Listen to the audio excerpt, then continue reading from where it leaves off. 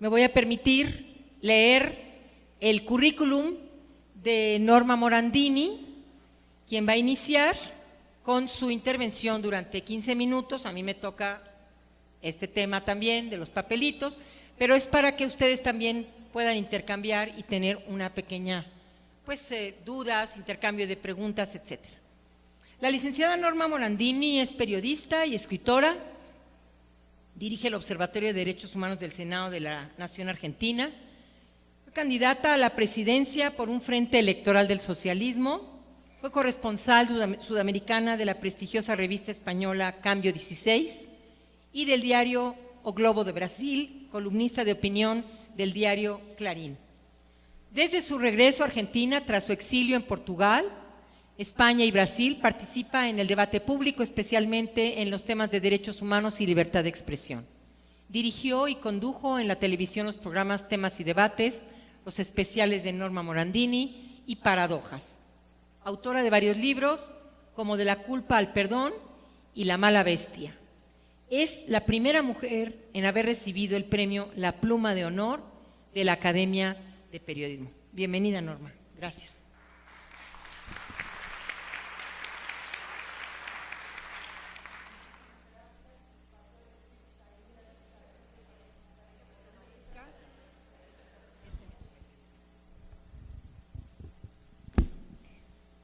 Sí, un poco para justificar mi texto, falta decir que caí en la tentación de participar en política. Fui 4 años diputada y 6 años senadora. No quiero dejar de aprovechar este momento para dar el enorme agradecimiento que tengo por haber estado estos días con ustedes, y sobre todo, si tuviera que escribir una crónica, diría: conocí mujeres rebeldes y curiosas, pero curiosas no en el sentido chismoso de las mujeres, sino mujeres que buscan el saber. He aprendido muchísimo, me llevo el corazón lleno de agradecimiento y sobre todo haber podido participar de esto que yo vivo como algo fundante, porque veo un gran camino hacia adelante de lo que es esta cátedra de teología feminista.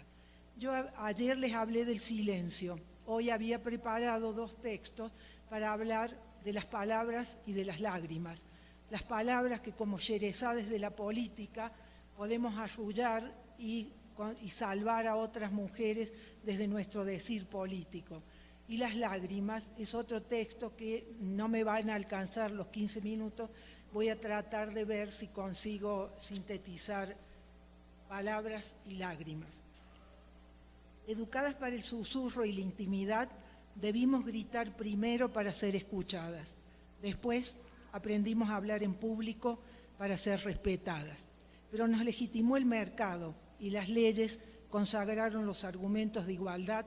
Entonces las mujeres fuimos entrando en el mundo político de los hombres con poco rímel al comienzo y mucha silicona después. La visible feminización del trabajo, el claustro y la política se impuso como una cifra en las estadísticas, y el número de juezas, empresarias o ministras sirve para medir la modernidad, el desarrollo de una sociedad. En cuanto como analfabetas, cartoneras, migrantes o mucamas, medimos con los números el atraso y la pobreza. Los cambios se impusieron sin mucho ruido para confirmar que la llamada revolución silenciosa en realidad parece callada, no porque no haga ruido, sino porque el barullo se vive a puertas cerradas en la alcoba, que es donde finalmente se mide la igualdad. Ese soy tuya, pero no te adueñes de mí. La contradicción más sufrida desde que las mujeres ganamos nuestro dinero y seguimos el consejo de aquella dama y feminista de la prensa francesa, François Giraud, quien decía que la verdadera igualdad iba a existir cuando las mujeres supiéramos que tenemos derecho a ser felices. Ya no la abnegación y el sacrificio del ser para los otros que se exalta como virtudes femeninas, sino ser para nosotras mismas sin culpas. ¿Cómo cuidar a otros si no somos capaces de cuidarnos a nosotras mismas? Sin embargo, me temo que aún estamos muy lejos de modificar esos valores sociales que son más poderosos y fuertes que los decretos, ya que como chalecos de fuerza inhiben aún a muchas mujeres ya no ingresar al mundo del trabajo, hoy una obligación como lo fue siempre para los varones, sino en el mundo público donde vivimos con los otros. Allí donde esos prejuicios, como juicios anticipados, bailan la danza de los estereotipos. Un hombre que grita ejerce la autoridad. La mujer cuando grita es la expresión estridente de una histérica o mala amada. El hombre debe ser inteligente, la mujer cuando mucho intuitiva. El que se muestra apasionado, vehemente, un patriota. La mujer siempre cuando transgrede una loca. Esas expresiones que se reconocen por doquier, como cuando transgredimos el modelito de la mujer sumisa, todo oído, y nos dicen, con vos no se puede hablar. Y a esta altura vale preguntarse si en realidad no nos dicen, no te quiero escuchar porque no entiendo de lo que hablas. Y así vamos por la vida, movidos a equívocos, prisioneras de la educación que como madres damos a nuestros hijos sin saber todavía cómo se ejerce la autoridad sin ser autoritarias, porque el poder es cosa de varones. Sobre todo con la brutal historia de nuestro pasado reciente, cuando el mundo del trabajo y la política se subordinó al deber obedecer y nos legó como cultura política el verticalismo del cuartel que ahoga la libertad y por eso la creatividad. Me refiero, claro, a nuestra historia argentina, ¿no? Como ese es el mundo que fracasó, ahí llegaron las chicas, siempre listas a poner en la política lo que nos enseñaron para la vida femenina, las que protegen como madres, las que enseñan como maestras y las que comparten como amigas. Para eso, antes, es necesario que se vean como virtudes públicas los que fueron tradicionalmente los atributos femeninos en la vida a puertas cerradas. Sobre todo, que no nos descalifiquen si los argumentos suenan ingenuos o inocentes. Hoy, muchas de las mujeres que aparecen en mi país como las dueñas de los votos, alguna vez nos descalificaron por ingenuas, cuando en realidad, frente a un mundo que se desmorona, enfermo de su propia confrontación, que clama por amorosidad, lo que las mujeres podemos aportar a la política es precisamente lo que nos diferencia culturalmente. Esa mirada fresca de recién llegadas a la vida pública para que el mundo en el que vivimos, hombres y mujeres, sea menos violento, más igualitario y sobre todo digno, que no vulgarice ni reduzca a la mujer a las siliconas. No se me escapa que esa es la mayor paradoja del mundo moderno. Mujeres que usan la libertad para esclavizarse, una vez más, a la mirada del otro, sea la del mercado, la moda o el amado. Y como de derechos se trata, ahora que nos legitiman las leyes, podemos argumentar sin gritar, deberíamos reivindicar el derecho a la inocencia, ese volver a empezar para no ser sombra del poder masculino, ni las madres, las locas o las santas de la política, tan solo personas en igualdad de derechos. Discúlpenme que voy rápido porque sé que tengo poco tiempo. Les decía que quería hablar de siempre me ha impresionado que somos más en la política y mi pregunta es, ¿qué hemos aportado a la política? En el texto que va a quedar escrito analizo lo que han sido las dos mujeres que han atravesado Argentina en los últimos 10 años sin hacer consideraciones políticas, pero sí en un país como el nuestro, que tenemos muy marcada una historia política de matrimonios políticos, Eva y Perón, Isabel y Perón, Cristina, Néstor y Cristina, que es una marca del peronismo de mujeres que llegan a la política por el soplo, nacen de una costilla poderosa, de un hombre poderoso. Todavía hay otra mujer que aparece como la gran opositora, Cristina, que es la contracara, que es una mujer que tiene enorme prestigio, que se la considera casi como una fiscal de la República, porque es la que denuncia corrupción, y que al inicio ya andaba con una cruz enorme. Yo siempre la defendía y decía, solo quien se mete en semejante riesgo, si no lleva con su cruz, y era criticada porque llevaba la cruz, la criticaban por desaliñada, bueno, pero también era la loca, como fueron las locas de la Plaza de Mayo, ¿no? La gorda está loca. Y son dos figuras muy interesantes para contraponer. Una, se dice feminista, no nació de ninguna costilla poderosa, y es lo que he analizado en los textos que van a publicar. En el Cono Sur hemos tenido una coincidencia que fue única en el mundo, que tuvimos en el mismo momento 3 mujeres presidentas: Dilma Rousseff en Brasil, Cristina Kirchner en Argentina y Bachelet en Chile. Yo estoy más cerca del modelo de Bachelet, que es una mujer ciudadana. Hay mucho para analizar con lo que ha pasado con ella, pero a partir de lágrimas que coincidieron, lágrimas de Rousseff, lágrimas de Cristina y lágrimas de Carrió, a mí se me ocurrió indagar un poco por qué lloramos las mujeres en la vida pública.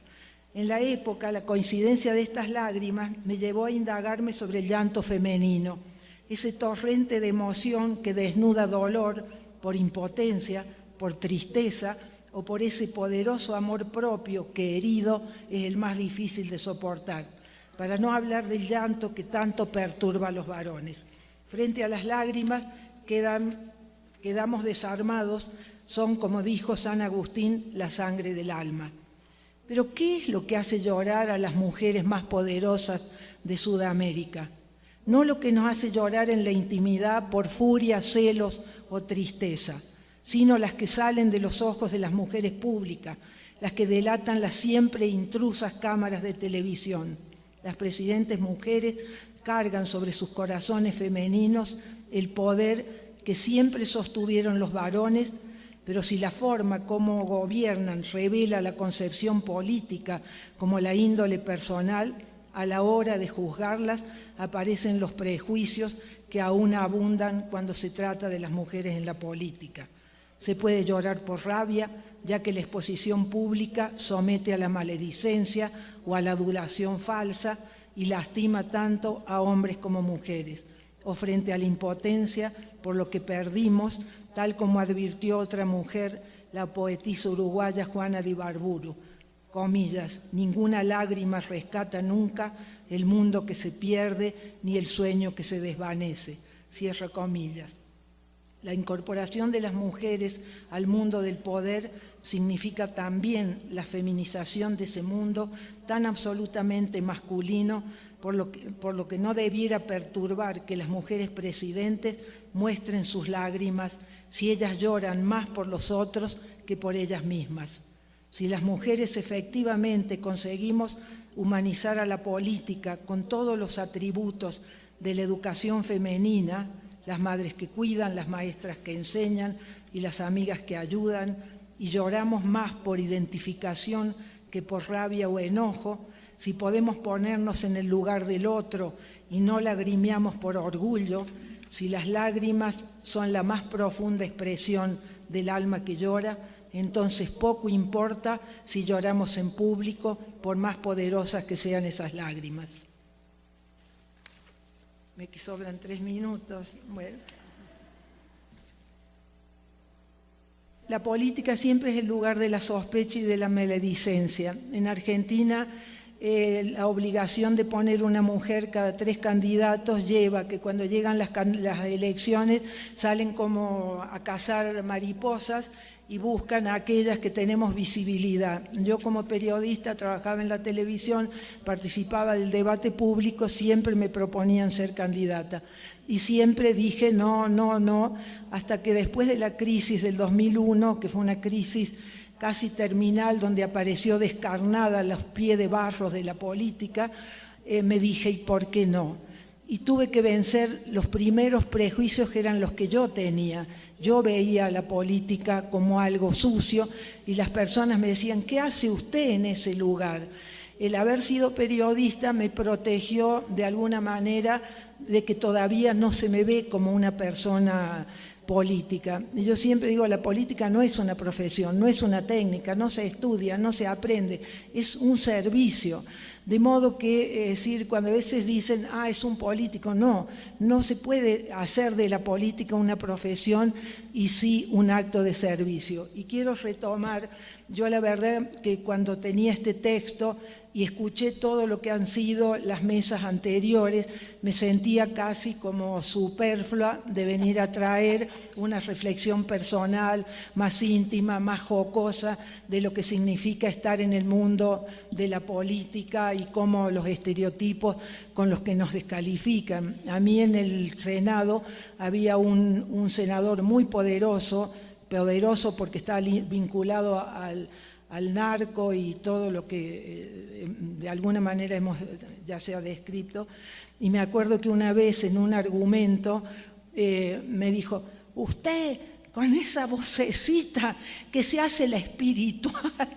Entonces la forma de descalificarme era, dice, usted con eso, o las cosas increíbles con las que nos descalifican, ¿no? De modo que eso quería dejarles un testimonio, bueno, hablaban de lo personal es político, y poder hablar de estas cuestiones en la intimidad. Yo termino de escribir un libro que se llama La mala bestia. Cicerón decía que los senadores son buenas personas, el Senado mala bestia. Y la verdad que es todo el tiempo, yo siempre me preguntaba en qué momento puedo perder el alma y pasar a ser la bestia de la política. Y creo que lo que tenemos que trabajar, y un poco a la pregunta anterior, yo creo profundamente que frente a lo que ha fracasado el neoliberalismo, el socialismo cubano, nos queda la democracia, no como democracia electoral, sino como el sistema que legitima los conflictos, que con los derechos humanos nos garantiza la igualdad, y porque garantiza la igualdad, el legitimar los conflictos nos obliga a trabajar sobre esos conflictos. Bueno, disculpen haber hecho casi un desorden de lo que tenía armado de otra manera. Muchísimas gracias.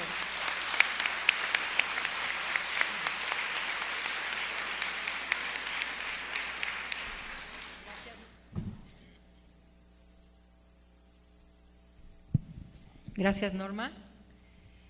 Doy la palabra a la licenciada Dolores González. Tiene estudios en Economía por la Facultad de Economía de la UNAM, en Administración Pública por la Universidad Iberoamericana, además de diversos cursos y diplomados sobre resolución de conflictos y negociación, fundadora y docente de la Escuela Paz Tatic Samuel.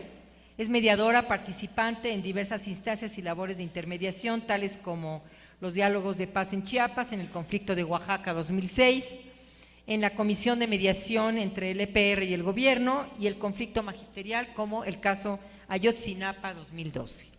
Ha participado en el acompañamiento a víctimas de la violencia, forma parte del Grupo Paz con Democracia, la Red Nacional de Defensoras de Derechos Humanos, y autora de 2 manuales sobre transformación de conflictos y varias publicaciones sobre la realidad nacional, los derechos de los pueblos indígenas, poder local y procesos de construcción de paz.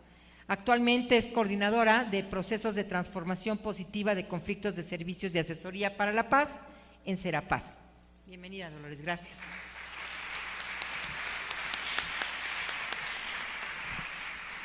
Bueno, buenas tardes. Pues un agradecimiento por el espacio para compartir algunas reflexiones, y particularmente quizá en este momento en el que vivimos una coyuntura no solo en México, sino en el mundo entero, en el que se debaten y expresan distintas visiones del mundo en torno a la otredad, a los derechos de todas las personas, entre posturas excluyentes y posturas incluyentes, entre la diversidad y la homogenización, entre la imposición y la participación, entre la dominación y la emancipación. Esto es un momento en que la reflexión debiera ir más allá, debiéramos pensar este momento histórico con una mirada que nos permita de largo alcance ver las tareas de futuro para ir desde ahora construyendo un camino, una guía que permita que nuestra acción influya en cambios de fondo y de largo alcance. En ese sentido, yo quisiera centrar más mi intervención en estas luchas cotidianas de las mujeres que se dan en diferentes campos del quehacer y de la defensa de sus derechos, pero también en el cambio de la realidad que hoy vivimos y en la construcción de otros futuros posibles. Y por eso me parece que hay que contextualizar la gravedad de la violencia contra las mujeres desde las causas profundas que le dan origen y que le explican y que nos permiten entender la diversificación y profundización de esta violencia actualmente. Reconocer la raíz del problema, como se ha dicho aquí, en las estructuras. Y quizá la primera afirmación en ese sentido, la comprensión de que estamos viviendo un momento histórico, un cambio de época. Decimos que se vive una crisis civilizatoria y que por lo tanto estamos en un momento de transición profundamente violento, complejo, que nos obliga a pensar de otra manera la civilización que queremos. Y sí es un momento de soñar en otro futuro posible y en cómo debemos construirlo.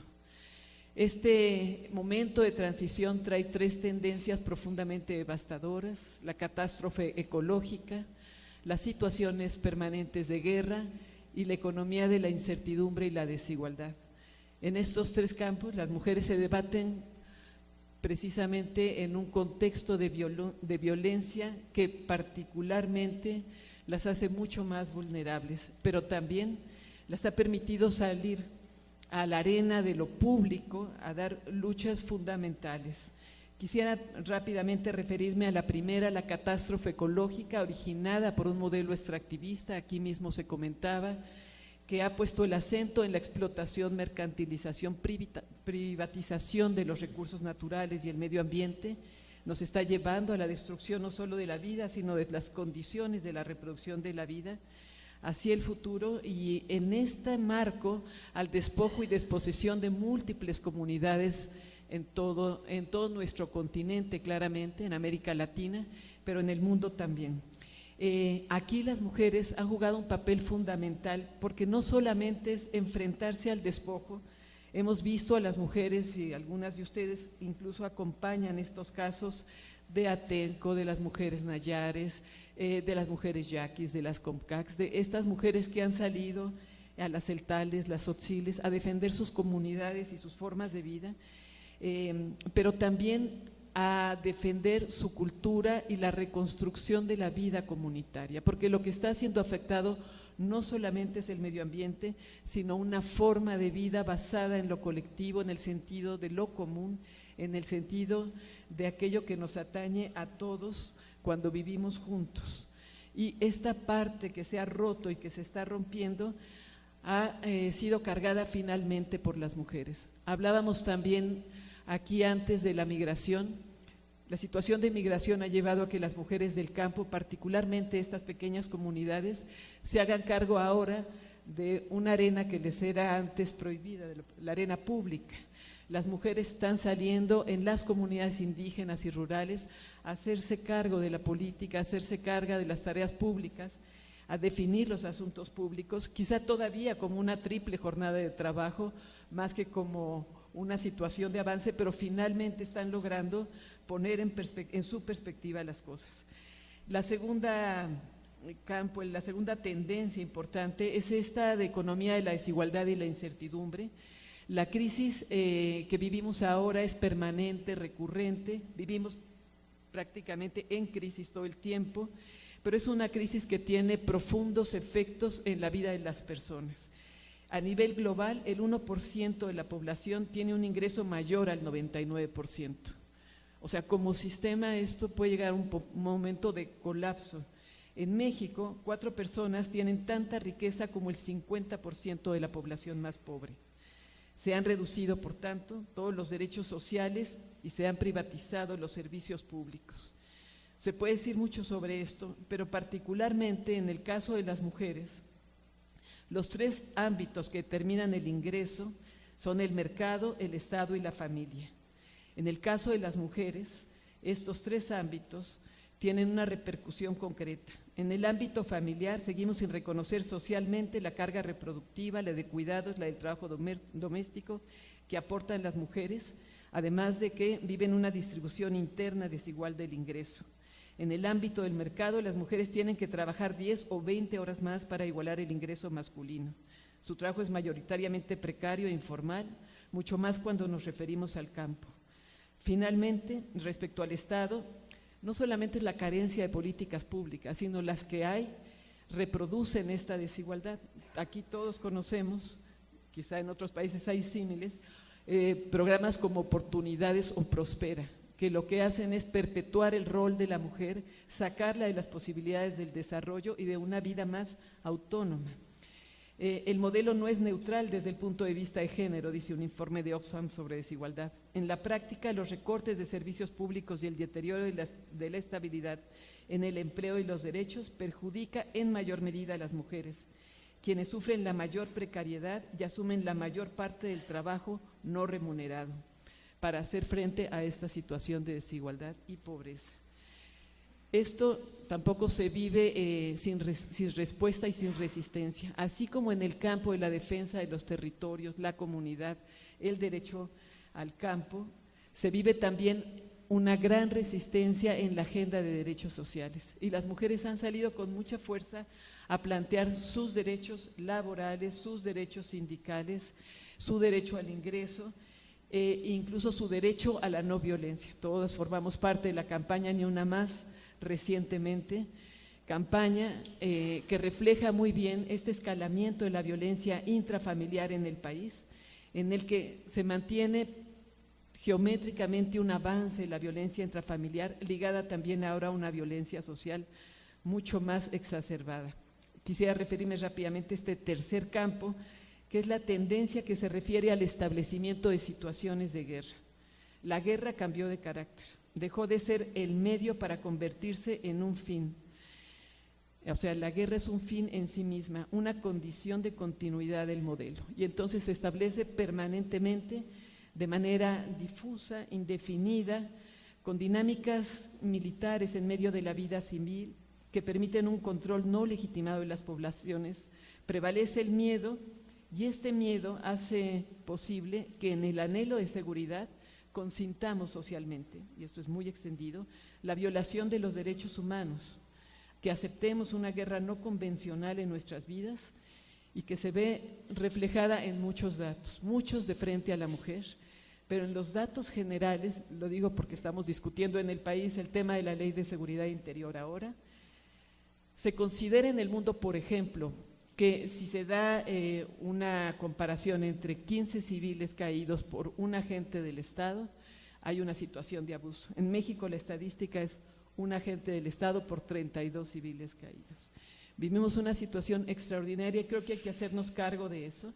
Quisiera decir que quienes se han hecho cargo de esto es particularmente las mujeres, tanto por ser víctimas de esta violencia directa como parte de la población en general, pero con una situación particularmente grave, y es por la condición de ser mujeres y sus relaciones afectivas.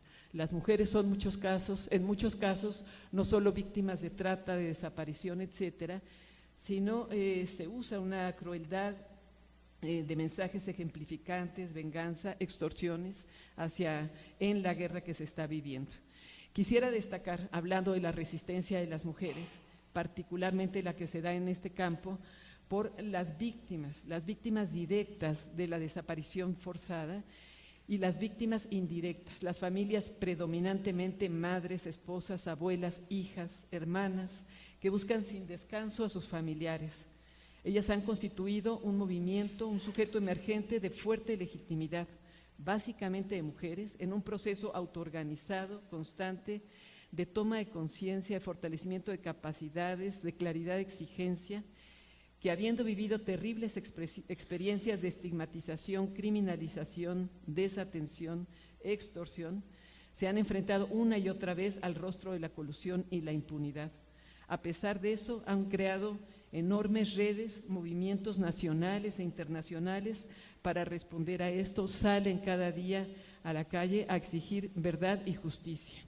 Son víctimas, su sufrimiento es profundo, permanente, cotidiano, inimaginable si lo pensamos, y sin embargo son víctimas muy poderosas porque no tienen nada más valioso que perder que aquello que ya están buscando. Son movidas por el amor y se fortalecen en la solidaridad mutua. Como dice Beristain, la violencia trata a las víctimas como objeto del desprecio. Tu vida no vale nada. Mientras la defensa de los derechos humanos se basa en un compromiso contra la barbarie y en un sentimiento de empatía basado en la dignidad humana. Ellas, estas miles de víctimas que recorren el país, que buscan con palas y picos a sus seres queridos, han dado ese salto y nos interpelan. Y creo que en esa interpelación el más claro signo de deshumanización no es la rabia ni la violencia, sino la evidente ausencia de ambas. Esto que estamos aquí tratando de entender lo que está pasando y responder frente a ello. En ese sentido, otro terreno de la participación de las mujeres en la política, creo yo también que todavía es un gran desafío, pero es ahí también que se hace la política cotidiana, y quisiera finalmente un par de frases porque me parece que otro gran terreno de disputa y de lucha y resistencia fundamental es la cultura y la ética. Tenemos que dar una batalla por lo ético, tenemos que dar una batalla por la cultura, esta cultura que nos impone la competencia como el motor del sistema y de todas las relaciones, lo masculino sobre lo femenino, el poder de consumo, el individualismo, para empezar a generar otros valores de lo privado sobre lo público, valores como el cuidado, la sostenibilidad, la cooperación, la prevención, la compasión, la tierra como comunidad de todos, la equidad, la responsabilidad social, el sentido de porvenir común. Es un momento histórico de múltiples tensiones y posibilidades, de desafíos para ir de lo cotidiano a lo estructural y de lo estructural a lo cotidiano. Yo creo que la teología feminista puede ser una herramienta particularmente valiosa en este sentido para reflexionar sobre una sociedad más justa, solidaria e incluyente desde el corazón mismo de las relaciones humanas. Gracias.